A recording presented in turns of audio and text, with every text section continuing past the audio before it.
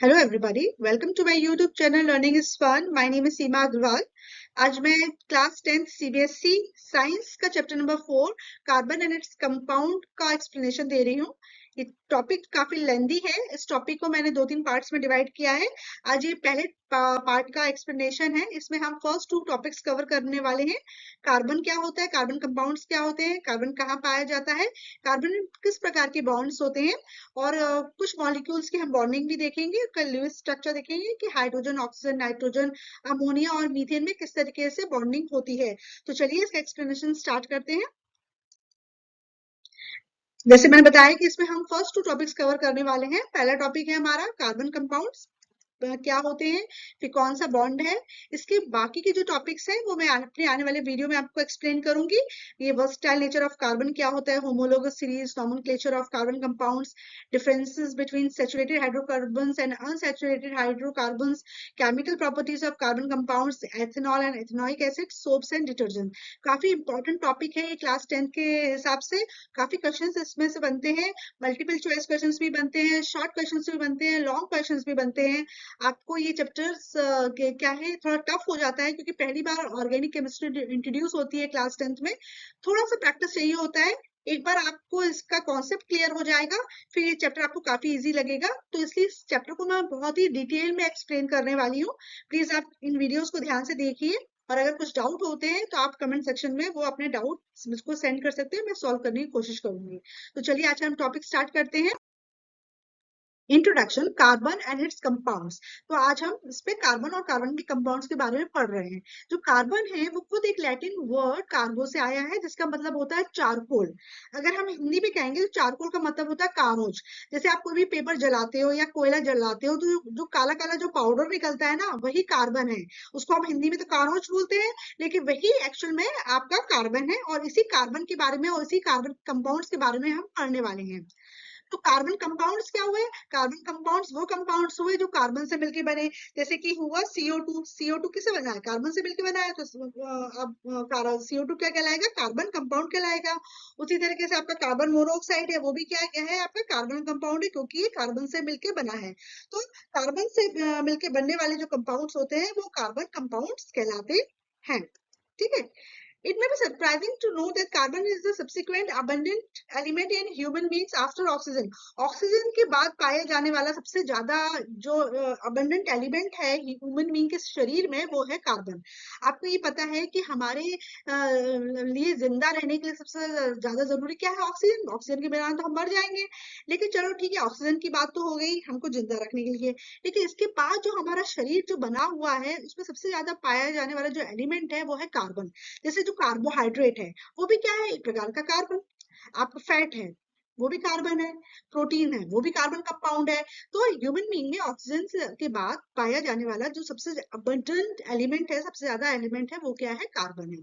उसी तरीके से अगर आप नेचर की बात करें तो नेचर में भी हाइड्रोजन के बाद सबसे ज्यादा पाए जाने वाले जो कंपाउंड्स होते हैं वो कार्बन के ही होते हैं, है ना। मतलब एक तो इंसान के अंदर भी ऑक्सीजन के बाद कार्बन सबसे ज्यादा है, नेचर में भी हाइड्रोजन के बाद सबसे ज्यादा पाए जाने वाले जो कंपाउंड्स होते हैं वो कार्बन के ही होते हैं। इसलिए कार्बन और कार्बन के कंपाउंड्स के बारे में पढ़ना बहुत जरूरी होता है। लिविंग थिंग तो कार्बन से बनता ही है, बहुत सारे नॉन लिविंग थिंग भी कार्बन से ही बनते हैं। अभी हम पढ़ने वाले हैं, बहुत सारे कंपाउंड्स होते हैं कार्बन के, जैसे सोडियम कार्बोनेट हुआ, कार्बन डाइऑक्साइड हो गया, कार्बन मोनोऑक्साइड हो गया, बहुत सारे मिनरल्स हो गए, आपके पेट्रोलियम प्रोडक्ट्स वगैरह हो गए। ये सारे के सारे कार्बन से बनके बनते हैं। तो इसलिए कार्बन के लिए एक पूरा डेडिकेटेड चैप्टर है जिसमें हम मेन कार्बन और कार्बन से रिलेटेड कंपाउंड्स के बारे में पढ़ेंगे। ठीक है। तो इसलिए जो ये जो वाला जो टॉपिक है ना, ये ऑर्गेनिक केमिस्ट्री का ही हिस्सा कहलाता है। आपको पता है कि केमिस्ट्री जो होती है वो 2 प्रकार की होती है, ऑर्गेनिक केमिस्ट्री और इनऑर्गेनिक केमिस्ट्री। ऑर्गेनिक केमिस्ट्री क्या होती है? ऑर्गेनिक केमिस्ट्री में हम बेसिकली उन कंपाउंड्स के बारे में पढ़ते हैं जो कार्बन, हाइड्रोजन और ऑक्सीजन से मिलकर बनते हैं।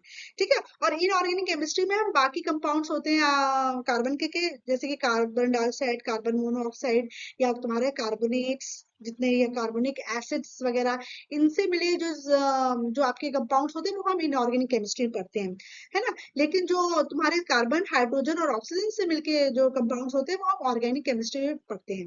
एक्चुअली क्या है, पहले ये माना जाता था कि जो ऑर्गेनिक कंपाउंड्स होते हैं वो लिविंग थिंग्स में ही पाए जाते हैं, ठीक है, और उनको आर्टिफिशियली लैब में नहीं बनाया जा सकता है। इसलिए इन कंपाउंड्स का नाम ऑर्गेनिक पड़ गया था, क्योंकि वो लिविंग ऑर्गेनिक यानी लिविंग से उन्होंने उसको रिलेट कर दिया था। हालांकि बाद में ये पॉइंट गलत प्रूव हो गया था, क्योंकि हम लैब में भी ऑर्गेनिक कंपाउंड्स बना सकते हैं। लेकिन नाम ऑर्गेनिक केमिस्ट्री तब से इसलिए पड़ गया है क्योंकि ऑर्गेनिक केमिस्ट्री में वो कंपाउंड्स हैं जो कि अधिकतर आपके लिविंग थिंग्स में पाए जाते हैं। आपको पता है कार्बन दो प्रकार के कंपाउंड्स बनाता है, एक होता है ऑर्गेनिक कंपाउंड और एक होता है इनऑर्गेनिक कंपाउंड्स। ऑर्गेनिक कंपाउंड्स आ गए हो गए जैसे कि बेंजीन, सक्रोज, टॉलिन, एसिटिलीन, ऐसे बहुत सारे होते हैं ऑर्गेनिक कंपाउंड्स, हम लोग अभी पढ़ेंगे। और इनऑर्गेनिक कंपाउंड्स आ जाएंगे कार्बन डाइऑक्साइड, कार्बन मोनोऑक्साइड, इस तरीके से। तो जो हमारी जो केमिस्ट्री भी होती है ना, वो भी ऐसी ही होती है, ऑर्गेनिक केमिस्ट्री और इनऑर्गेनिक केमिस्ट्री में हम उसको डिवाइड कर देते हैं। तो इनऑर्गेनिक केमिस्ट्री में हम इनऑर्गेनिक कंपाउंड्स के बारे में पढ़ते हैं, उसी में हम कार्बन के कंपाउंड्स भी कवर कर लेते हैं। और ऑर्गेनिक केमिस्ट्री में हम स्पेशली कार्बन और कार्बन के कंपाउंड्स को पढ़ते हैं। और मोस्टली जो ये कंपाउंड्स होते हैं वो तुम्हारे लिविंग थिंग्स में पाए जाते हैं, या तो प्लांट्स में पाए जाएंगे, या एनिमल्स में पाए जाएंगे, या ह्यूमन बींग्स में पाए जाएंगे। इसलिए जनरली हम इसको ऑर्गेनिक कंपाउंड्स कहते हैं। Organic compounds, organic carbon compounds are far more numerous than inorganic carbon compounds. Inorganic carbon compounds के कंपैरिजन में ऑर्गेनिक कंपाउंड्स बहुत ज्यादा पाए जाते हैं, ठीक है। तो हम इसको डिटेल में अब देखते हैं। जैसे मैंने बताया कि ऑर्गेनिक जो कार्बन कंपाउंड्स है उसको ऑर्गेनिक कंपाउंड्स और इनऑर्गेनिक कंपाउंड्स दो में डिवाइड। फ्रेंड्स, कार्बन कहाँ पाया जाता है? कार्बन फ्री स्टेट और कंबाइंड स्टेट दोनों में पाया जाता है, ठीक है ना। फ्री स्टेट मतलब नॉर्मली आपके एटमॉस्फेयर में आपको कार्बन के रूप में और पाया जाता है, और अगर कार्बन कार्बन कंपाउंड्स के रूप में पाया जाएगा तो वो कंबाइंड स्टेट कहलाता है। जैसे डायग्राम में आप देख रहे हो कि जो कार्बन है फ्री स्टेट में भी है, कंबाइंड स्टेट में भी है। कंबाइंड स्टेट में आपको लिविंग ऑर्गेनिज्म में भी आपको कार्बन मिल जाएगा, और नॉन लिविंग थिंग्स में भी आपको कार्बन मिल जाएगा। लिविंग बींग्स में कार्बन किस हिसाब से बनता है? कार्बन के कंपाउंड्स पाए जाते हैं, जैसे कार्बोहाइड्रेट एक कार्बन का कंपाउंड है, फैट्स कार्बन का कंपाउंड है, जो प्रोटीन जिससे हमारी बॉडी बनी हुई है वो भी कार्बन के कंपाउंड है। तो ये तो हो गया आपका कंबाइंड स्टेट में लिविंग बींग्स के अंदर। उसी तरीके से कंबाइंड स्टेट में नॉन लिविंग में कौन से कंपाउंड्स पाए जाते हैं? जैसे बताया मैंने, कार्बन डाइऑक्साइड है, वो कार्बन का कंपाउंड है। कार्बोनेट्स हैं, sodium carbonate, magnesium carbonate, potassium carbonate, calcium carbonate, ये सारे तुम्हारे कार्बन के कंपाउंड्स हैं।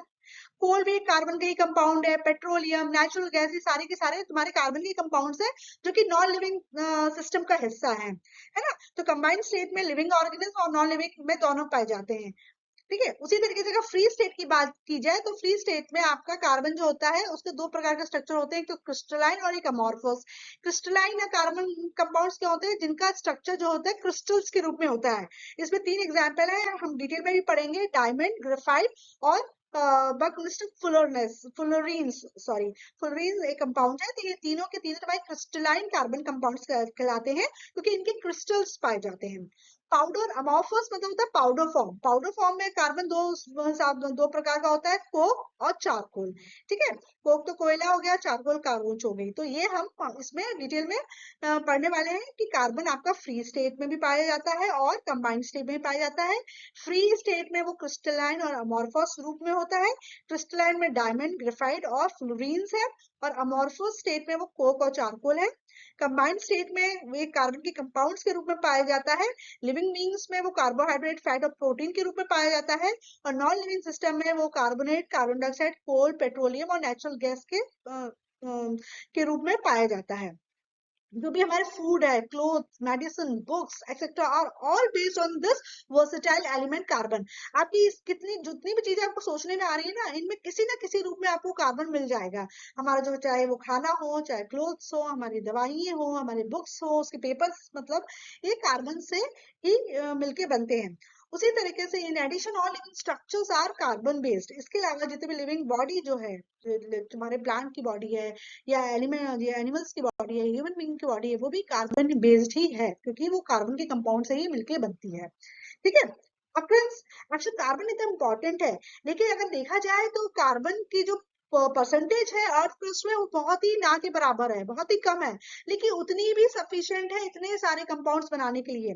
The amount of carbon present in the earth crust and in the atmosphere is quite meagre. मतलब अगर आप एटमॉस्फेयर में कार्बन का परसेंटेज देखेंगे या अर्थ क्रस्ट में कार्बन का परसेंटेज देखेंगे तो वो बहुत ही कम है, ना के बराबर है। लेकिन वो ना के बराबर होते हुए भी हमारे पास बहुत सारे कार्बन कंपाउंड्स हैं, इतने सारे कार्बन कंपाउंड्स हैं कि केमिस्ट्री की एक अलग ब्रांच बना दी गई है, ऑर्गेनिक केमिस्ट्री, जिसमें हम सिर्फ और सिर्फ कार्बन के कंपाउंड्स को ही पढ़ते रहते हैं। क्योंकि मैंने पहली वाली स्लाइड में बताया कि हाइड्रोजन के बाद सबसे ज्यादा पाया जाने वाला एलिमेंट के जो कंपाउंड्स होते हैं वो है कार्बन और कार्बन के कंपाउंड्स। ठीक है, अर्थ क्रस्ट में सिर्फ 0.02% कार्बन है। किस रूप में है अर्थ क्रस्ट में कार्बन? या तो कार्बोनेट्स के रूप में है, या हाइड्रोजन के रूप में है, या मतलब कार्बन के रूप में है, या हाइड्रोजन कार्बोनेट्स यानी कि बाइकार्बोनेट्स के रूप में है, कोल एंड पेट्रोलियम। ठीक है, तो 0.02% कार्बन अर्थ क्रस्ट में पाया जाता है in the form of carbonates, hydrogen carbonates, coal and petroleum. इसके अलावा जो एटमॉस्फेयर में कार्बन डाइऑक्साइड की जो परसेंटेज है वो सिर्फ और सिर्फ 0.03% है। इसके बावजूद भी कार्बन बहुत इंपॉर्टेंट एलिमेंट है। Despite this small amount of carbon available in nature, the importance of carbon seems to be immense. बहुत इंपॉर्टेंट है, इसलिए हम इसको डिटेल में एक अलग ब्रांच ऑफ केमिस्ट्री में पढ़ते हैं जिसे कहते हैं ऑर्गेनिक केमिस्ट्री। उसका एक इंट्रोडक्शन क्लास 10th में होता है जिसमें हम उसके कुछ कंपाउंड्स के बारे में क्लास 10th में पढ़ते हैं और ये इंपॉर्टेंट टॉपिक होता है एग्जाम पॉइंट ऑफ व्यू से। बॉन्डिंग इन कार्बन, कार्बन में किस प्रकार के बॉन्ड्स पाए जाते हैं, ठीक है, तो वो हम पढ़ेंगे। हमें पता है कि कार्बन में कोवैलेंट बॉन्ड्स पाए जाते हैं। तो पहले क्या होता है, केमिकल बॉन्ड्स क्या होते हैं और ये दो मेन प्रकार के बॉन्ड्स क्या होते हैं। देखो बॉन्ड्स जो होते हैं बहुत सारे होते हैं, बहुत प्रकार के होते हैं, लेकिन सिर्फ तुमको अभी इजी करने के लिए बहुत ज्यादा कंफ्यूजन क्रिएट नहीं करना है, तो सिर्फ दो हम मेन बॉन्ड्स को डिस्कस करते हैं। वो है आयोनिक बॉन्ड या इलेक्ट्रोवैलेंट बॉन्ड और दूसरा कोवैलेंट बॉन्ड। क्योंकि कोवैलेंट बॉन्ड है वो कार्बन में पाया जाता है। तो कोवैलेंट बॉन्ड को समझने के पहले हम समझेंगे कि पहले केमिकल बॉन्ड क्या होता है और शॉर्ट में हम समझेंगे कि आयनिक बॉन्ड और इलेक्ट्रोवैलेंट बॉन्ड क्या होता है। उसके बाद हम कोवैलेंट बॉन्ड को डिस्कस करेंगे। फिर हम कार्बन में किस तरह से पाया जाता है वो हम डिस्कस करेंगे। ठीक है, तो केमिकल बॉन्ड क्या होता है? A chemical bond may be defined as the force of attraction between any two atoms in a molecule to maintain stability. कोई भी मॉलिक्यूल स्टेबल होने के लिए अगर उनके एटम्स के बीच में जो बॉन्ड है उसको हम कहते हैं केमिकल बॉन्ड। जैसे तुम्हारा वाटर मॉलिक्यूल है, तो वाटर मॉलिक्यूल किससे मिलके बनता है? वाटर मॉलिक्यूल जो बना है, वाटर क्या होता है? H2O होता है। तो वाटर मॉलिक्यूल जो बना है वो हाइड्रोजन और ऑक्सीजन के एटम से मिलके बना है। तो हाइड्रोजन और एटम के बीच में जो बॉन्ड है, तो उसी को हम केमिकल बॉन्ड कह रहे हैं, क्योंकि जब इनके बीच में जो बॉन्ड क्रिएट होता है उससे जो वाटर का मॉलिक्यूल जो है वो स्टेबल हो जाता है, राइट। तो वो चीज ही केमिकल बॉन्ड कहलाती है। इसी तरीके से ऑक्सीजन के दो एटम्स आपस में कंबाइन करके ऑक्सीजन मॉलिक्यूल बनाते हैं। तो इनमें इन ऑक्सीजन के एटम के बीच में एक बॉन्ड क्रिएट हो जाएगा, एक फोर्स ऑफ अट्रैक्शन रहेगा जो कि इनको जोड़े रखेगी ताकि दोनों ऑक्सीजन के एटम से एक साथ मिलकर ऑक्सीजन का मॉलिक्यूल बनाए। तो ये जो फोर्स ऑफ अट्रैक्शन है ये दो एटम्स ऑफ ऑक्सीजन के बीच में है, इसी फोर्स ऑफ अट्रैक्शन को हम केमिकल बॉन्ड कहते हैं। ठीक है, तो केमिकल बॉन्ड क्या है? The force of attraction between two atoms to maintain stability, right. Therefore, to attain stability, atoms tends to combine chemically by redistribution of electrons in the outermost shell, so that each layer is left with a stable electronic configuration, duplet or octet. हमने पिछले video में discuss किया था कि stability attain करने के लिए जो तुम्हारे जो एलिमेंट्स होते हैं उनके जो एटम्स होते हैं उनके वैलेंस इलेक्ट्रॉन्स को या तो वो डोनेट करते हैं या वो एक्सेप्ट करते हैं या वो शेयर करते हैं, ताकि उनके आउटरमोस्ट ऑर्बिट में या तो 8 इलेक्ट्रॉन्स आए या फिर 2 इलेक्ट्रॉन्स आए, राइट। सिर्फ हाइड्रोजन, हीलियम और लिथियम ये तीन ऐसे एलिमेंट होते हैं जिनके आउटर मोस्ट ऑर्बिट में 2 इलेक्ट्रॉन्स आते हैं और वो स्टेबल हो जाते हैं। इसके अलावा बाकी जितने भी एलिमेंट्स पाए जाते हैं वो कब स्टेबल होते हैं? जब उनके आउटर मोस्ट ऑर्बिट में 8 इलेक्ट्रॉन्स आते हैं। तो आउटर मोस्ट ऑर्बिट में 8 इलेक्ट्रॉन्स आ जाए इसके लिए वो दूसरे एटम के साथ बॉन्ड क्रिएट करते हैं। ठीक है, तो बॉन्ड क्रिएट किया ही किस लिए जाता है? ताकि वो केमिकली स्टेबल हो जाए। अगर आउटर मोस्ट ऑर्बिट में 8 इलेक्ट्रॉन्स आते हैं तो उसको ऑक्टेट रूल कहते हैं। अगर आउटर मोस्ट ऑर्बिट में 2 इलेक्ट्रॉन्स आते हैं तो उसको हम डुप्लेट रूल कहते हैं। आई होप यहाँ तक क्लियर होगा।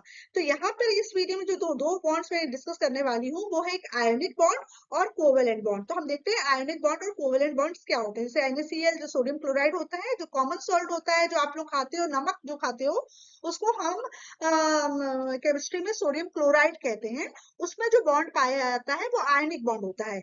जो पानी आप पीते हो, वाटर, उसमें जो बॉन्ड पाया जाता है वो कोवेलेंट बॉन्ड होता है। तो आयनिक बॉन्ड और कोवेलेंट बॉन्ड क्या होते हैं, इसमें क्या डिफरेंस होता है, वो हम देखते हैं। ठीक है, जैसे मैंने बताया two types of bond of chemical bonds. Ionic bond क्या होता है? Ionic bond involves the transfer of valence electrons primarily between a metal and a non metal. Ionic bond मैंने आपको बताया था कि बॉन्ड कैसे बनेंगे। या तो तुम वैलेंस इलेक्ट्रॉन्स क्या होते हैं? वैलेंस इलेक्ट्रॉन्स मतलब वैलेंस ऑर्बिट में पाए जाने वाले जो इलेक्ट्रॉन्स होते हैं उसको हम वैलेंस इलेक्ट्रॉन्स कहते हैं। अगर आप आपको स्टेबिलिटी चाहिए, स्टेबिलिटी मतलब अगर आपको चाहिए कि आपके आउटर मोस्ट ऑर्बिट में 2 या 8 इलेक्ट्रॉन्स आए, आप तो 8 पकड़ के चलो, क्योंकि 3 एलिमेंट के अलावा बाकी सारे एलिमेंट में 8 इलेक्ट्रॉन्स होंगे अगर आउटर मोस्ट ऑर्बिट में, तभी वो स्टेबल होते हैं। तो अगर आपको स्टेबिलिटी चाहिए तो आप क्या करोगे? स्टेबिलिटी आ सकती है या तो आप वैलेंस इलेक्ट्रॉन्स, सिर्फ वैलेंस इलेक्ट्रॉन का काम होता है, अंदर वालों को कोई काम नहीं होता है। वैलेंस इलेक्ट्रॉन्स को या तो आप डोनेट कर दो, है, सामने वाले को दे दो, या आप सामने वाले से ले लो, है ना, ताकि आपका 8 कंप्लीट हो जाए, या आपस में शेयर कर लो तो आपके जो होता है ऑक्टेट कंप्लीट हो जाता है।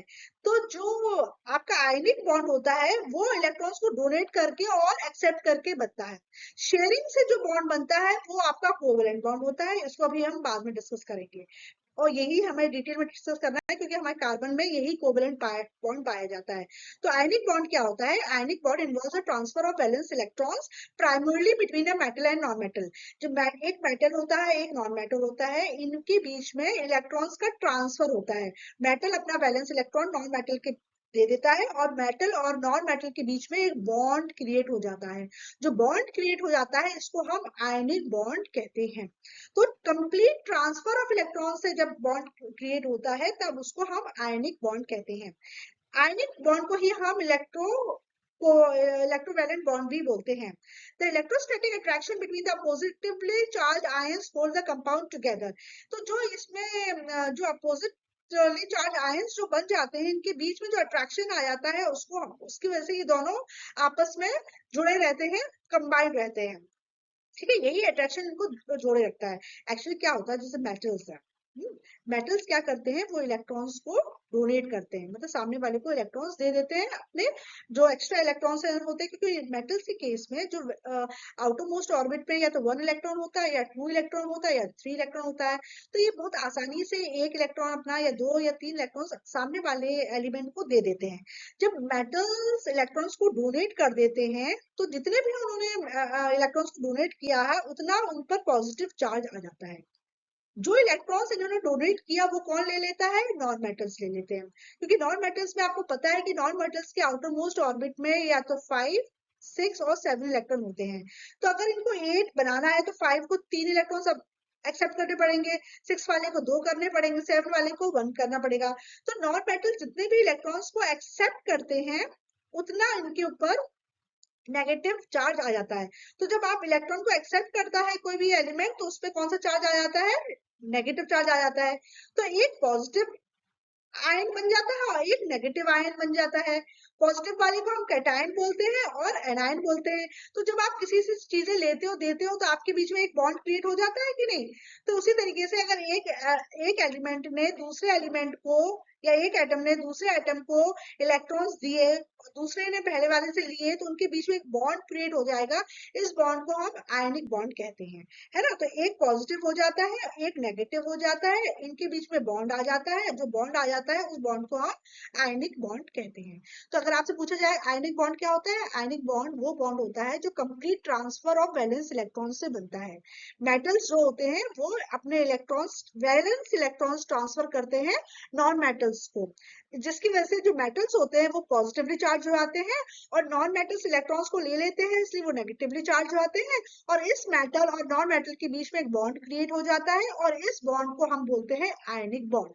ठीक है, मतलब इनके बीच में एक फोर्स ऑफ अट्रैक्शन आ जाएगा जिससे ये दोनों एटम्स आपस में जुड़ जाएंगे और एक कंपाउंड फॉर्म हो जाएगा। ठीक है, देखो जैसे इसमें भी इन्होंने ये दिखा रहे हैं कि किस तरीके से तुम्हारा जो कंप्लीट ट्रांसफर ऑफ इलेक्ट्रॉन्स वो इसमें आपको दिखा रहे हैं कि आपका एटम 1 है जो मेटल है, उसने अपना वैलेंस इलेक्ट्रॉन बी वाले को दिया जो कि नॉन मेटल है, तो मेटल डोनेट करता है नॉन मेटल को। ठीक है, और इस तरीके से मेटल और नॉन मेटल के बीच में एक बॉन्ड क्रिएट हो जाता है और ये आयनिक मॉलिक्यूल कहलाता है, और जो ये बॉन्ड है वो आपका आयनिक बॉन्ड कहलाएगा। ठीक है ना, बहुत क्लियरली इस डायग्राम में बताया है कि मेटल ने अपना वैलेंस इलेक्ट्रॉन नॉन मेटल को दिया, एक ने दिया एक ने लिया, तो इनके बीच में एक रिलेशन हो गया, एक फोर्स ऑफ अट्रैक्शन हो गया। इस फोर्स ऑफ अट्रैक्शन को हम आयनिक बॉन्ड बोलते हैं, और इससे जो बना हुआ है मॉलिक्यूल है उसको हम आयनिक मॉलिक्यूल कहेंगे। क्लियर?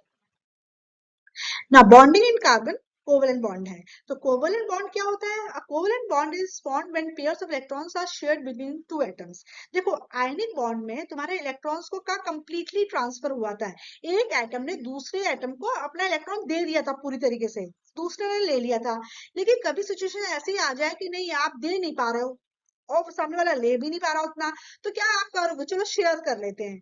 तो जब चीज पूरी तरीके से देते नहीं है लेकिन आपस में सिर्फ वो शेयर करते हैं, तब जो बॉन्ड बनता है वो कोवेलेंट बॉन्ड कहलाता है ना। तो आप ये आयनिक बॉन्ड के केस में आप लिखोगे कंप्लीट ट्रांसफर ऑफ इलेक्ट्रॉन्स, जबकि कोवेलेंट बॉन्ड किससे बनता है? जब इलेक्ट्रॉन्स आर शेयर्ड। कौन से इलेक्ट्रॉन शेयर होते हैं? वैलेंस इलेक्ट्रॉन से शेयर होते हैं। ठीक है, इनर मोस्ट शेल के इलेक्ट्रॉन्स का कोई रोल नहीं होता है बॉन्डिंग में। बॉन्डिंग में सिर्फ और सिर्फ वैलेंस इलेक्ट्रॉन्स का ही काम होता है। और वैलेंस इलेक्ट्रॉन्स क्या होते हैं? वैलेंस शेल में पाए जाने वाले इलेक्ट्रॉन्स वैलेंस इलेक्ट्रॉन्स कहलाते हैं। वैलेंस शेल क्या होता है? किसी भी एटम का आउटर मोस्ट शेल। जैसे मैग्नीशियम है ना, मैग्नीशियम का तुम्हारा क्या होता है एटॉमिक नंबर? मैग्नीशियम का एटॉमिक नंबर 12 होता है। अगर इसका इलेक्ट्रॉनिक कन्फिग्रेशन बनाओगे तो 2 8 और 2 होगा। तो ये जो शेल होगा वो के, एल और एम तीन में आ जाएंगे इलेक्ट्रॉन्स। सबसे बाहर वाला शेल कौन सा है? एम। तो मैग्नीशियम के केस में उसका वैलेंस शेल कौन सा हुआ? एम। उसके वैलेंस इलेक्ट्रॉन्स कितने हुए? 2। बाकी के के और एल क्या कहलाएंगे? इनर मोस्ट शेल कहलाएंगे। कभी भी केमिकल रिएक्शन या केमिकल बॉन्ड होगा तो उसके लिए सिर्फ ये वैलेंस शेल ही रिस्पॉन्सिबल होगा, ये दोनों रिस्पॉन्सिबल, इनर वाले रिस्पॉन्सिबल नहीं होते हैं। ठीक है, तो कोवेलेंट बॉन्ड क्या होता है? कोवेलेंट बॉन्ड वो होता है जिसमें इलेक्ट्रॉन शेयर होते हैं, हम कंप्लीटली तुमको दे नहीं रहे हैं ना तुम हमसे ले रहे हो, हम सिर्फ शेयर कर रहे हैं। जैसे कि इस वाले आप डायग्राम को देखो, कार्बन डाइऑक्साइड के मॉलिक्यूल दिखा रहे हैं, इसमें कार्बन अपने वैलेंस इलेक्ट्रॉन्स को शेयर कर रहा है दो ऑक्सीजन के एटम्स के साथ। ये वाले ऑक्सीजन ने शेयर किया और ये वाले ऑक्सीजन ने शेयर किया, और इस तरीके से दोनों का ऑक्टेट कंप्लीट हुआ। अगर इसको हम कार्बन डाइऑक्साइड के मॉलिक्यूल को हम समझे तो कैसे करेंगे? कार्बन का जो इलेक्ट्रॉनिक कन्फिग्रेशन होता है 6, तो ये क्या हो गया? 2 और 4 इसका इलेक्ट्रॉनिक कन्फिग्रेशन हो गया। ऑक्सीजन का क्या होता है? 8, यानी कि 2 और 6। अब देखो अगर इसको स्टेबिलिटी चाहिए, मतलब इसको 4 की जगह 8 इलेक्ट्रॉन्स के आउटरमोस्ट ऑर्बिट में आएंगे तभी स्टेबल होगा, तो मतलब इसको कितने इलेक्ट्रॉन्स की रिक्वायरमेंट है? इसको 4 इलेक्ट्रॉन्स की रिक्वायरमेंट है। ऑक्सीजन के केस में देखेंगे तो उसकी वैलेंस शेल में कितने इलेक्ट्रॉन्स है? 6, यानी कि इसको कितने इलेक्ट्रॉन्स की रिक्वायरमेंट है स्टेबल होने के लिए? 2। जब 2 आएंगे तभी तो 6 + 2 8 होगा, है ना, और 4 + 4 8 होगा, है ना। तो इसको 4 चाहिए, इसको 6 चाहिए। तो कार्बन क्या करेगा? कार्बन के पहले तो ये आउटरमोस्ट ऑर्बिट में अपने जो उसके है उसे हम सिर्फ वैलेंस इलेक्ट्रॉन बनाते हैं, तो 1 2 3 4 हमने कार्बन के वैलेंस इलेक्ट्रॉन बना लिए। ऑक्सीजन को कितनी जरूरत है? 2 की जरूरत है, उसके आउटरमोस्ट 6 है, तो 1 2 3 4 5 6, या यहाँ पे भी एक ऑक्सीजन बना देंगे, 1 2 3 4 5 6। कार्बन क्या करेगा? इसके ये वाले 2 इलेक्ट्रॉन्स और ये वाले 2 इलेक्ट्रॉन्स अपने आपस में ले लेगा। ठीक है ना, ले लेगा तो इसके दो, ये कार्बन ने ये इस तरीके से ले लिए। जब ले लिए तो कार्बन के अब देखो गिनो कितने हो गए? 1 2 3 4 5 6 7 8। कार्बन के पास 8 इलेक्ट्रॉन्स आ गए, ये खुश हो गया, स्टेबल हो गया। अब ये वाला ऑक्सीजन का एटम हम देखते हैं, इसके पास कितने? 1 2 3 4 5 6, इससे कार्बन के 2 ले लिए तो उसके 7 8 हो गए। ठीक है ना, ये 8 हो गए, इसने ये 2 इसके ले लिए। ठीक है, तो 1 2 3 4 5 6 7 8, ये वाला खुश हो गया। उसी तरीके से ये वाला ऑक्सीजन ने भी इसके 2 ले लिए। ठीक है, तो 1 2 3 4 5 6 7 8, तो ये वाला भी खुद स्टेबल हो गया। तो इस तरीके से कार्बन और ऑक्सीजन के एटम्स के बीच में आपका शेयरिंग की वजह से बॉन्ड बन गया। 2 इलेक्ट्रॉन पेयर शेयर हुए ना, इसलिए डबल बॉन्ड बना इनके बीच में, और क्योंकि शेयरिंग की वजह से हुआ इसलिए इसको क्या कहते हैं, कोवेलेंट बॉन्ड। तो इस तरीके से इलेक्ट्रॉन्स दिए नहीं है, उन्होंने शेयर किए। कार्बन ने ऑक्सीजन के इलेक्ट्रॉन्स को शेयर कर लिया, ऑक्सीजन ने कार्बन के एटम को शेयर कर लिया, और इस तरीके से दोनों ने अपने आप को स्टेबल कर लिया। 8 इलेक्ट्रॉन सबके ऑर्बिट में आ गए, वैलेंस ऑर्बिट में आ गए, और ये तीनों के तीनों एटम्स हो गए स्टेबल हो गए। तो इस तरीके से जब शेयरिंग बनती है तो अब इसको हम कहते हैं कोवेलेंट बॉन्ड। ठीक है, तो जो कोवेलेंट बॉन्ड है अधिकतर आपको नॉन मेटेलिक एटम्स में देखने को मिलेगा, है ना। It is primarily formed between two same non-metallic atoms or between non-metallic atoms with similar electronegativity। दो नॉन मेटल्स के बीच में, जैसे हमने आयनिक बॉन्ड देखा था कि मेटल और नॉन मेटल के बीच में बन रहा था, कोवेलेंट बॉन्ड आपको दो नॉन मेटल्स के बीच में बनता दिखेगा। जैसे ऑक्सीजन का मॉलिक्यूल है तो दो ऑक्सीजन के आइटम के बीच में जो बॉन्ड है वो कोवेलेंट बॉन्ड है।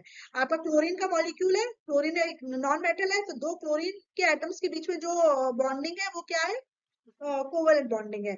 उसी तरीके से आपने कार्बन डाइऑक्साइड देखा तो दो डिफरेंट आपके मेटल्स है, एक कार्बन है, एक दो डिफरेंट नॉन मेटल्स हैं, एक कार्बन है, ऑक्सीजन है, लेकिन इनकी इलेक्ट्रोनेगेटिविटी क्या है, पास पास ही होगी, इसलिए इनके बीच में जो बॉन्ड बन रहा है वो आपका कोवेलेंट बॉन्ड भी बन रहा है। तो अगर आपसे पूछा जाए कि कोवेलेंट बॉन्ड किनके बीच में बनता है, तो कोवेलेंट बॉन्ड दो नॉन मेटल्स के बीच में बनता है। वो दोनों नॉन मेटल सेम भी हो सकते हैं, जैसे क्लोरीन के मॉलिक्यूल केस में या ऑक्सीजन के मॉलिक्यूल के केस में, या वो डिफरेंट भी हो सकते हैं अगर उनकी इलेक्ट्रोनेगेटिविटी पास पास हुई। इलेक्ट्रोनेगेटिविटी का मतलब होता है इलेक्ट्रॉन्स को शेयर करने की प्रॉपर्टी। ठीक है, a covalent bond is formed by the equal sharing of electrons from both the participating atoms। covalent bond तब बनता है जब दोनों पार्टिसिपेटिंग जो एटम्स होते हैं वो equal number of electron share कर रहे हैं। देखो, जब ये वाला कार्बन इस वाले ऑक्सीजन के साथ बॉन्ड बना रहा है तो ये भी अपने दो इलेक्ट्रॉन शेयर कर रहा है, ये भी दो इलेक्ट्रॉन शेयर कर रहा है।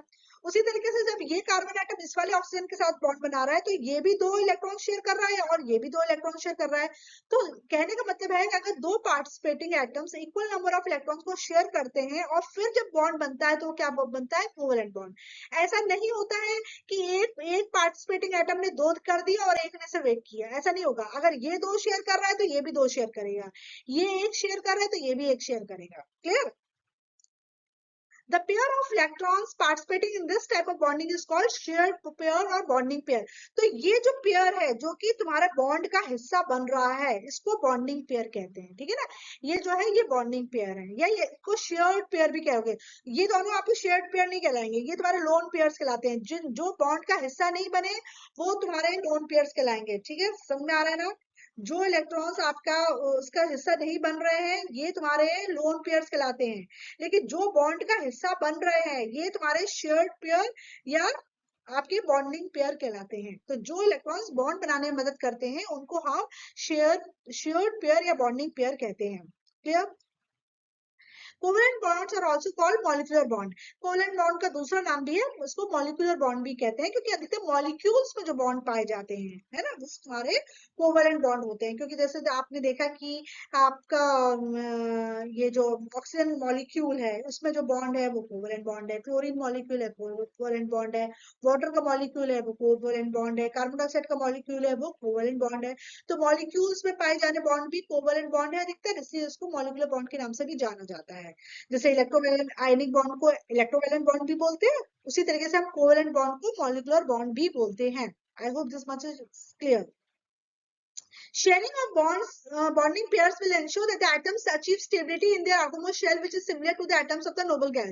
जब इलेक्ट्रॉन्स जब शेयरिंग ऑफ बॉन्डिंग पेयर, जब हम बॉन्डिंग पेयर्स ऑफ इलेक्ट्रॉन्स को शेयर करते हैं तो वो क्या जो एटम्स होते हैं वो स्टेबल हो जाते हैं और उनका इलेक्ट्रॉनिक कॉन्फ़िगरेशन क्या हो जाता है, नोबल गैस के पास हो जाता है। क्योंकि नोबल गैस पे आपने देखा है कि आउटरमोस्ट ऑर्बिट में 8 इलेक्ट्रॉन्स होते हैं। तो उसी तरीके से जब शेयरिंग होती है तो इनके आउटर मोस्ट में भी 8 आ गए, तो फिर ये भी आपकी नोबल गैस के हिसाब से ही इनका इलेक्ट्रॉनिक कॉन्फ़िगरेशन हो जाता है। ठीक है ना। जैसे कि तुम्हारा इसमें इसने जब शेयर किया कार्बन डाइऑक्साइड के मॉलिक्यूल में इसने शेयर किया तो इसके पास भी 8 हो गए, इसके पास भी 8 हो गए, तो नोबल गैस के पास भी आउटर मोस्ट ऑर्बिट में 8 ही होते हैं। तो वही चीज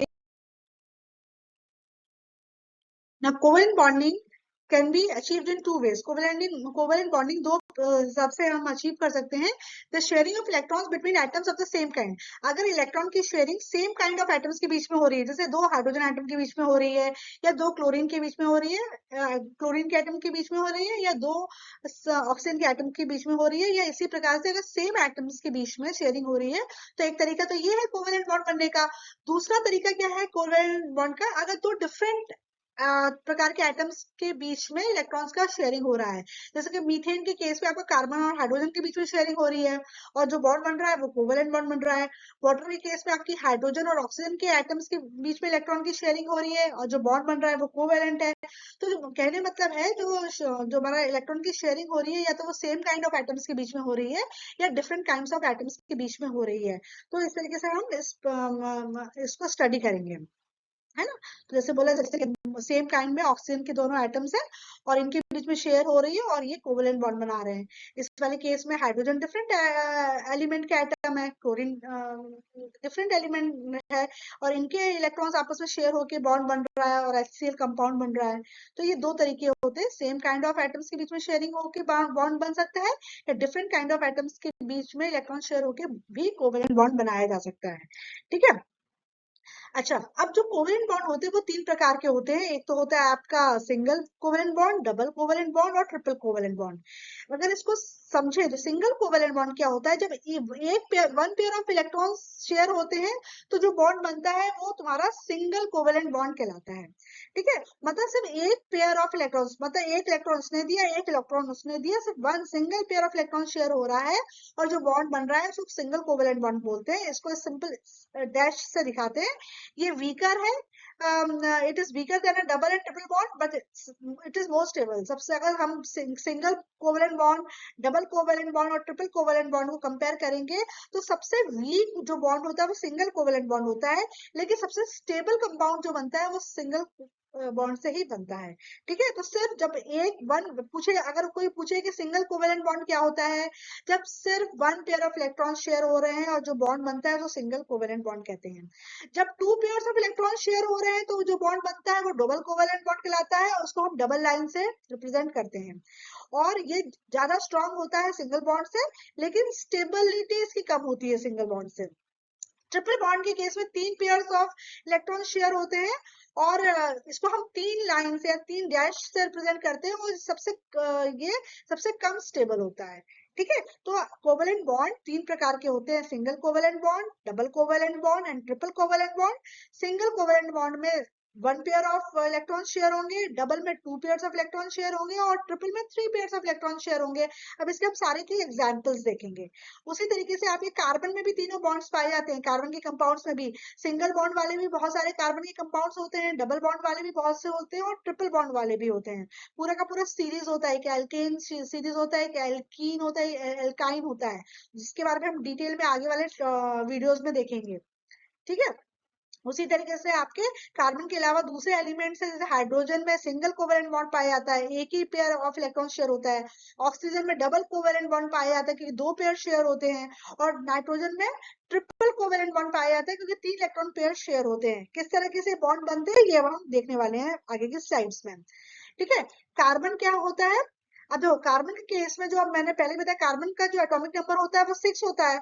अगर आप इसका इलेक्ट्रॉनिक कन्फिगरेशन बनाओगे तो 2 और 4 आएगा, मतलब इसके के शेल में 2 इलेक्ट्रॉन्स आ जाएंगे, और उसके एल शेल में कितने आ जाएंगे? 4 इलेक्ट्रॉन्स आ जाएंगे, है ना। So it has 4 electrons in the outermost shell. तो वैलेंस शेल में कितने इलेक्ट्रॉन्स है इसके? 4, है ना। कार्बन का जो एटॉमिक नंबर है 6 है, तो के में 2 है और एल में 4 है, मतलब बाहर वाले शेल में कितने कितने इलेक्ट्रॉन्स है? 4। मतलब कार्बन के कितने हैं? तो वैलेंस इलेक्ट्रॉन 4 है। अच्छा, अगर कार्बन के एटम को स्टेबल होना है तो इसके वैलेंस शेल में कितने इलेक्ट्रॉन्स होने चाहिए? 8, और इसके पास ऑलरेडी कितने? 4, यानी कि इसको 4 और इलेक्ट्रॉन्स की जरूरत है, ताकि इसका बाहर के शेल में ऑक्टेट कंप्लीट हो जाए, यानी कि 8 इलेक्ट्रॉन्स आ जाए। तो 4 इलेक्ट्रॉन्स ऑलरेडी कार्बन के पास है, और इसको 4 इलेक्ट्रॉन्स और चाहिए अपना ऑक्टेट कंप्लीट करने के लिए। इसलिए जो कार्बन होता है ना, वो टेट्रावैलेंट होता है, इसकी वैलेंसी 4 होती है, क्योंकि ये 4 इलेक्ट्रॉन्स को शेयर करता है। Carbon overcomes this problem by sharing its valence electron with other atoms of carbon or with atoms of other element. तो जब कार्बन के पास 4 है और उसको 4 और चाहिए ताकि इसके पास नोबल गैस का कॉन्फ़िगरेशन आ जाए, तो ये कैसे करता है, या तो ये दूसरे कार्बन एटम के साथ शेयरिंग करता है ताकि उसके पास भी 4 और पहुंच जाए, उसके पास भी आ जाए, या फिर दूसरे आइटम से जैसे हाइड्रोजन हुआ या ऑक्सीजन होता है, उसके साथ ये कंबाइन करता है और उसके अपना ऑक्टेट को कंप्लीट करता है। ठीक है। The shared electron belongs to the outermost shell of both the atoms and lead to both atoms attaining the noble gas configuration। और हम जैसे मैंने पहले ही बताया कि जो शेयरिंग ऑफ इलेक्ट्रॉन्स होती है वो आउटरमोस्ट शेल में जो इलेक्ट्रॉन्स पाए जाते हैं उन्हीं के बीच में होती है। और इस तरीके से जितने भी दोनों जैसे ये दो कार्बन एटम्स के बीच में जो शेयरिंग हो रही है, आप देखो अंदर वाले ने पार्टिसिपेट नहीं किया, जो बाहर वाला जो ऑरेंज से दिखा रही है आउटरमोस्ट शेल है वो पार्टिसिपेट कर रहा है शेयरिंग में, और इसके दूसरे वाले का भी बाहर वाला ही पार्टिसिपेट कर रहा है शेयरिंग में। इस तरीके से इन दोनों में बॉन्ड बन जाता है। चूंकि दो पेयर शेयर हो गए, पहला पेयर ये है, दूसरा पेयर ये है, तो इनके बीच में जो बॉन्ड बना वो क्या बना, डबल बॉन्ड बना। क्लियर। तो इस तरीके से ये बॉन्डिंग बनाते हैं। चलिए हम डिटेल में समझते हैं किस तरह से कोवेलेंट बॉन्ड बनता है। जैसे हम हाइड्रोजन मॉलिक्यूल को देख रहे हैं किस तरीके से बनता है। अब आपको पता है कि हाइड्रोजन जो एटम होता है उसका उसमें जो एटॉमिक नंबर होता है 1, यानी कि इसका इलेक्ट्रॉनिक कन्फिग्रेशन क्या हुआ, 1 है ना। दूसरा जो हाइड्रोजन एटम है उसके पास भी 1 ही इलेक्ट्रॉन है, तो उसका इलेक्ट्रॉनिक कन्फिग्रेशन भी 1 हो गया। तो ये वाला जो हाइड्रोजन एटम है इसका एक इलेक्ट्रॉन, और ये वाला जो हाइड्रोजन एटम है इसका भी एक इलेक्ट्रॉन। अब दोनों हाइड्रोजन एटम है, इसलिए दोनों को हमने क्रॉस से रिप्रेजेंट किया है। अगर एक हाइड्रोजन होता है दूसरा ऑक्सीजन होता तो एक को हम क्रॉस से रिप्रेजेंट करते, एक को डॉट से करते। लेकिन चूंकि दोनों ही एलिमेंट सेम है इसलिए इनके जो इलेक्ट्रॉन्स है उनको भी हम सेम सिंबल दे रहे हैं क्रॉस का। तो इस हाइड्रोजन वाले ने अपना ये इस तरफ रखा, मतलब वैलेंस इलेक्ट्रॉन उसका एक है, इस वाले हाइड्रोजन एटम का वैलेंस इलेक्ट्रॉन 8 है। अब ये वाला जो हाइड्रोजन एटम है वो उस वाले हाइड्रोजन एटम के वैलेंस इलेक्ट्रॉन के साथ शेयरिंग करेगा। ये वाला जो है ये भी शेयरिंग करेगा, है ना। ये वाला हाइड्रोजन एटम ये भी शेयरिंग करेगा। अब जब इसने इसके इलेक्ट्रॉन के साथ शेयरिंग करी तो इसके पास 2 हो गए, इसने इसके साथ शेयरिंग करी इसके पास भी 2 हो गए। तो इनके बीच में 2 इलेक्ट्रॉन्स आपस के बीच में शेयर हो रहे हैं, इनके पास मतलब एक पेयर शेयर हो रहा है। तो दो हाइड्रोजन एटम के बीच में सिर्फ एक इलेक्ट्रॉन पेयर शेयर हो रहा है ना, तो इनके बीच में सिंगल कोवेलेंट बॉन्ड बन जाएगा। और इस तरीके से हाइड्रोजन का मॉलिक्यूल बन जाएगा। इसके या तो इसको ऐसे लिखो या इसको ऐसे लिखो। ये 2 हाइड्रोजन एटम्स हो गए ना, तो ये हाइड्रोजन मॉलिक्यूल बन गया। क्लियर। तो देखो वही चीज उन्होंने बताई कि ये हाइड्रोजन इसके पास एक है, इसके पास भी एक है, ये दोनों जो इलेक्ट्रॉन्स है इसने भी शेयर कर लिया, इसने भी शेयर कर लिया। अब इसके पास भी 2 हो गए, इसके पास भी 2 हो गए, यानी कि इन्होंने डिप्लेट रूल फॉलो कर लिया। आपको मैंने बार बार मैं बता रही हूँ कि हाइड्रोजन हीलियम और लिथियम डिप्लेट रूल फॉलो करते हैं, यानी कि इनके आउटर मोस्ट ऑर्बिट में 2 इलेक्ट्रॉन्स आएंगे और ये स्टेबल हो जाएंगे। तो देखो इसके पास भी 2 आ गए, इसके पास भी 2 आ गए, तो इनके बीच में एक सिंगल कोवेलेंट बॉन्ड बन गया। ठीक है। उसी तरीके से क्लोरीन का देखो, क्लोरीन का जो एटॉमिक नंबर होता है वो होता है 17। अगर तुम इसका इलेक्ट्रॉनिक कन्फिग्रेशन बनाओगे तो कैसे बनाओगे, 2 8 और 7, है ना। 2 + 8 10, 10 + 7 17 हो गया। तो अब इसके वैलेंस इलेक्ट्रॉन में कितने हैं, इलेक्ट्रॉन है 7। ठीक है। उसी तरीके से दूसरा क्लोरीन एटम है, ठीक है, उसका भी इलेक्ट्रॉनिक कन्फिग्रेशन यही होगा 2 8 7। ठीक है। इसके आउटर मोस्ट ऑर्बिट में भी 7 है। अब इसको 8 बनाने के लिए एक इलेक्ट्रॉन की रिक्वायरमेंट है, इसको भी ऑक्टेट कंप्लीट करने के लिए एक एक इलेक्ट्रॉन की रिक्वायरमेंट है, दोनों को एक एक चाहिए। तो ये दोनों क्या करेंगे, ये वाला क्लोरीन और ये वाला क्लोरीन, ठीक है। अब हमको इसको भी एक ही चाहिए तो इसका एक यहाँ बना देंगे। बाकी के जो 6 7 है ना, तो एक ये हो गया, 2 3 4 5 6 7। ठीक है। उसी तरीके इस वाले क्लोरीन का 1 2 3 4 5 6 7। ठीक है। ये हो गया, ठीक है, ये हो गया। अब क्या होगा, ये इसके साथ ऐसे बॉन्ड बनाएगा और ये ऐसा बना लेगा। ये ये वाला इलेक्ट्रॉन्स का लेके ये शेयर कर लेगा। ये वाला जो क्लोरीन एटम है वो इसका इलेक्ट्रॉन लेके शेयर कर लेगा। ठीक है। तो इसने इसका शेयर कर लिया, इसका तो मतलब इनके बीच में एक एक इलेक्ट्रॉन शेयर हो गया, है ना। अब इसके पास 8 हो गया, 1 2 3 4 5 6 7 8, इसका ऑक्टेट कंप्लीट। इस वाले क्लोरीन एटम का देखो, 1 2 3 4 5 6 7 8, इसका ऑक्टेट कंप्लीट। ये भी स्टेबल हो गया, ये भी स्टेबल हो गया, तो इनके बीच में एक एक एक single pair of electron he share हुए ना, तो इनके बीच में एक सिंगल कोवेलेंट बॉन्ड आएगा और ये क्लोरीन का मॉलिक्यूल बन जाएगा Cl2। ठीक है। इस तरीके से बन जाए। ठीक है। तो इस तरीके से हाइड्रोजन और क्लोरीन में सिंगल कोवेलेंट बॉन्ड पाए जाते हैं। किस तरीके से बनता है ये आपको समझ में आया। अब हम नेक्स्ट मॉलिक्यूल देखते हैं।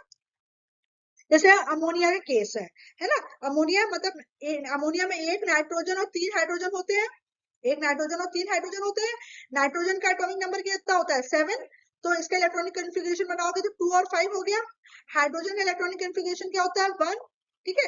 अब अगर नाइट्रोजन को स्टेबल कन्फिग्रेशन चाहिए तो इसके आउटर मोस्ट में 3 और आने चाहिए, तब तो 8 होगा, है ना। और हाइड्रोजन को अगर स्टेबल इलेक्ट्रॉनिक कन्फिग्रेशन चाहिए इसलिए यानी कि इसको एक और चाहिए, तब इसके डुप्लेट कंप्लीट होगा। तो नाइट्रोजन क्या करेगा, ये नाइट्रोजन को 3 चाहिए तो 1 2 3 यहाँ कर लेगा। और 5 होते हैं ना, तो 4 और 5 ये इसके ही आ गए, 1 2 3 4 5। अब यहाँ पे एक हाइड्रोजन यहाँ पे अटैच होगा, ये इसका एक सिंगल इलेक्ट्रॉन है। ये वाला हाइड्रोजन अटैच होगा, ये इसका सिंगल इलेक्ट्रॉन है। एक हाइड्रोजन अटैच होगा, ये इसका सिंगल इलेक्ट्रॉन। ठीक है। अब नाइट्रोजन इन सबके साथ देखो, इसका इलेक्ट्रॉन ले रहा है हाइड्रोजन का, इस वाले हाइड्रोजन का इलेक्ट्रॉन ले लिया, इसका ले लिया। ठीक है ना? तो नाइट्रोजन के पास देखो 8 हो गए, 1 2 3 4 5 6 7 8। नाइट्रोजन खुश। ये वाला हाइड्रोजन है, ये वाला इलेक्ट्रॉन लिया नाइट्रोजन का, और ये स्टेबल 1 2 खुश। ये वाला हाइड्रोजन आइटम ने इसका ले लिया 1 2, ये भी स्टेबल। और ये वाला हाइड्रोजन आइटम ने भी इसका ले लिया 1 2। ये तो हाइड्रोजन का डुप्लेट कंप्लीट हो गया, नाइट्रोजन का ऑक्टेट कंप्लीट हो गया, और इनके बीच में एक बॉन्ड बन गया जिसको हम कोवेलेंट बॉन्ड बोलते हैं। ये इस वाले हाइड्रोजन से बनाया है, इस वाले हाइड्रोजन से बनाया है, इस वाले हाइड्रोजन से बनाया। एक इसका पेयर शेयर नहीं हुआ, उसको हम अलग से दिखा देंगे। ठीक है। तो ये तुम्हारा अमोनिया का मॉलिक्यूल बन गया। ठीक है। तो इस तरीके से बनता है, तो इस तरीके से ये लुईस स्ट्रक्चर कहलाता है ना। क्योंकि ये डिफरेंट थे ना एलिमेंट, ये हाइड्रोजन है, ये नाइट्रोजन है, इसलिए हमने एक को डॉट से रिप्रेजेंट किया और एक को हमने किससे रिप्रेजेंट किया, क्रॉस से। है, आप नाइट्रोजन को डॉट से कर सकते हो, हाइड्रोजन क्रॉस से कर सकते हो। मतलब एक को आप क्रॉस से करो, शो करो, और एक को आप डॉट से करो, एक को क्रॉस से शो करो। किसको डॉट लेना है, किसको क्रॉस लेना है, वो आप डिसाइड कर सकते हो। ठीक है। उसी तरीके से मीथेन का मॉलिक्यूल कैसे बनता है, मीथेन में क्या है, कार्बन है और हाइड्रोजन है। कार्बन का इलेक्ट्रॉनिक कार्बन का एटॉमिक नंबर होता है 6, यानी कार्बन के पास 2 और 4 है, यानी कि इसके पास आउटर मोस्ट में 4 इलेक्ट्रॉन्स है। इसको 4 और चाहिए ताकि 8 हो जाए। हाइड्रोजन के केस में आपको पता है 1 इलेक्ट्रॉन होता है और इसको एक और चाहिए ताकि इसका डुप्लेट कंप्लीट हो जाए। ठीक है। तो कार्बन को 4 चाहिए और हाइड्रोजन का 1 चाहिए। तो कार्बन क्या करेगा, इसके जो 4 इलेक्ट्रॉन्स है उसको चारों तरफ अपने दिखा देगा। ठीक है। ये 4 इसके आउटर मोस्ट ऑर्बिटल 4 इलेक्ट्रॉन्स है, ये हो गए। हर तरफ से एक हाइड्रोजन आ जाएगा। ठीक है। एक ये आ गया और एक ये आ गया। अब कार्बन ने क्या किया, इसका इलेक्ट्रॉन लिया, इस वाले हाइड्रोजन का इलेक्ट्रॉन लिया, तीसरे वाले का लिया और चौथे वाले का लिया। अब कार्बन के पास देखो 1 2 3 4 5 6 7 8 हो गया। कार्बन खुश, कार्बन का ऑक्टेट कंप्लीट हो गया। इस वाले हाइड्रोजन ने ये वाला ऑक्सीजन के साथ बॉन्ड बनाया, 1 2, ये वाला स्टेबल हो गया, इसका डुप्लेट कंप्लीट हो गया। इसने इसका लिया 1 2, इसका डुप्लेट कंप्लीट हो गया, ये स्टेबल हो गया। इसने शेयरिंग की है 1 2, ये स्टेबल हो गया, 1 2 ये स्टेबल हो गया। ठीक है। इस तरीके से कार्बन ने क्या किया, कार्बन ने चारों हाइड्रोजन के एटम के साथ एक सिंगल कोवेलेंट बॉन्ड बना लिया, और कार्बन का ऑक्टेट हो गया, और इन चारों हाइड्रोजन एटम का डुप्लेट कंप्लीट हो गया, और इस तरीके से आपका मीथेन का मॉलिक्यूल बन गया, इसको हम CH4 कहते हैं। ठीक है। तो इस तरीके से आपके कोवेलेंट बॉन्ड बनते हैं। तो ये एग्जांपल थे सिंगल कोवेलेंट बॉन्ड के। सब में देख रहे थे आप कि एक single pair of electron he share हो रहा है, एक एक इलेक्ट्रॉन पेयर ही शेयर हो रहा है, तो इसलिए सिंगल कोवेलेंट बॉन्ड के एग्जाम्पल थे ये। अब हम डबल और ट्रिपल का देखते हैं। सिर्फ 2 ही आपको मॉलिक्यूल्स करना है, एक ऑक्सीजन करना है, एक नाइट्रोजन। अब 2 ऑक्सीजन के एटम के बीच में किस तरीके से बन रहा है। अब आपको पता है ऑक्सीजन के जो एटॉमिक नंबर होता है 8, यानी कि इनका इलेक्ट्रॉनिक कन्फिग्रेशन क्या हुआ 2 और 6। इस वाले का भी 2 और 6 हुआ, है ना। तो इस वाले को फिर 2 चाहिए 8 बनाने के लिए, और इस वाले को भी 2 चाहिए 8 बनाने के लिए, है ना। दोनों को 2 इलेक्ट्रॉन्स की जरूरत है। तो ऑक्सीजन के ये वाला ऑक्सीजन 1 2 3 4 5 6, इसको ड्रॉ करो पेंसिल से, इसको ड्रॉ करो तो हाथ सेट हो जाएगा कैसे हमें बनाना है। 1 2 3 4। अब एक्चुअली सेम ही है एटम है, तो हम दोनों को क्रॉस से ही दिखाएंगे, अलग अलग सिंबल लेने की जरूरत नहीं है क्योंकि सेम ही एलिमेंट है ना। तो क्या होगा, ये वाले ऑक्सीजन ने इस वाले के ये 2 भी ले लिए। देखो, तो ये वाला ऑक्सीजन के पास 1 2 3 4 5 6 7 8 हो गया, स्टेबल हो गया। इस वाले ने भी 2 शेयर कर लिए, तो 1 2 3 4 5 6 7 8। तो ये भी स्टेबल हो गया। तो क्या हो गया, लेकिन इनके बीच में कितने इलेक्ट्रॉन के पेयर शेयर हुए, एक पेयर ये है, एक पेयर ये है, तो इनके बीच में 2 इलेक्ट्रॉन के पेयर शेयर हुए, तो इनके बीच में डबल कोवेलेंट बॉन्ड आ गया। ठीक है, और इसका ऑक्टेट भी कंप्लीट हो गया, इसका भी। तो ये पूछते हैं, एग्जाम में आता है कि ऑक्सीजन का मैं डबल कोवेलेंट बॉन्डिंग शो करो, नाइट्रोजन में करो, और या हाइड्रोजन क्लोरीन वगैरह में करो। ठीक है, उसी तरीके से तुम्हारा नाइट्रोजन का मॉलिक्यूल कैसे बनता है, ये यहाँ पे डबल तुम्हारा शेयर हुआ, और ये ऑक्सीजन का मॉलिक्यूल बन गया O2। नाइट्रोजन का में आपको पता है कि इलेक्ट्रॉनिक कन्फिग्रेशन 7 होता है, यानी कि 2 और 5 हो गया। दूसरे वाले नाइट्रोजन के एटम का में भी 7 होगा, यानी कि 2 और 5 होगा। दोनों को 3 दिन की जरूरत है ताकि 8 हो जाए, दोनों को 3 दिन की जरूरत है ताकि 8 हो जाए। तो एक नाइट्रोजन का एटम 3 इलेक्ट्रॉन को शेयर करेगा, बाकी के 2 इधर रहेंगे, क्योंकि 5 है ना, आउट ऑफ 5 है, तो 1 2 3 4 5 जितने शेयर कर रहे होते हैं ना, उतने हम सामने रखते हैं। इसमें 2 शेयर कर रहे थे, 2 सामने रखे। पीछे 1 ही शेयर कर रहा, तो 1 सामने रख रहे थे। यहाँ पे 3 शेयर कर रहे थे, 3 सामने रखेंगे। उसी तरीके से ये वाला भी, इसके भी 3 सामने रहेंगे और 2 पीछे आएंगे। ठीक है, अब इस वाले नाइट्रोजन ने इसके भी 3 ले लिए, अपने भी ले लिए, और इसके पास देखो 8 हो गए। 1 2 3 4 5 6 7 8, इस टेबल हो गया। इस वाले ने इसके 3 शेयर कर लिए, और 1 2 3 4 5 6 7 8, इसके पास 8 8 हो गए। तो दोनों के बीच में, दोनों ने ऑक्टेट कंप्लीट किया, लेकिन इनके बीच में कितने इलेक्ट्रॉन पेयर शेयर हुए, 1 2 और 3। तो इनके बीच में क्या आ गया, ट्रिपल बॉन्ड आ गया। तो दो नाइट्रोजन एटम के बीच में ट्रिपल कोवेलेंट बॉन्ड होता है, और इस तरीके से नाइट्रोजन का मॉलिक्यूल बन जाता है। तो इस तरीके से ये हम बॉन्ड्स बनाते हैं। इसके पीछे क्या लॉजिक, कैसे बनता है, ये मैंने आपको बताया।